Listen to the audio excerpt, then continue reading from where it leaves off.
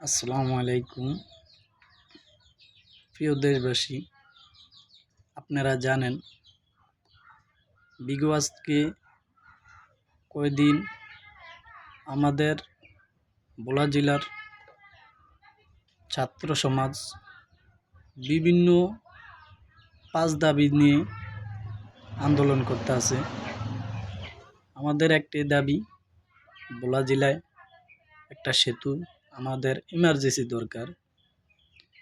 আপনারা জানেন ভোলা জেলায় যদি কোনো মা বোন অসুস্থ হয়, তাদেরকে দ্রুত বেগে হাসপাতাল নেওয়ার মতন কোনো এই টাইমে পাওয়া যায় না, লস পাওয়া যায় না কোনো কিছু।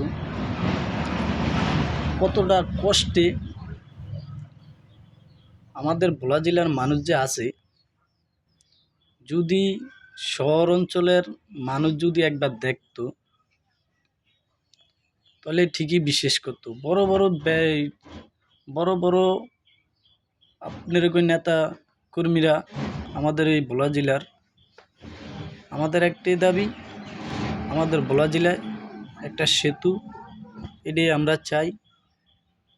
এই পুঁজি দিয়ে আমাদের ভোলা জেলায় সেতু যদি বাস্তবায়ন হয়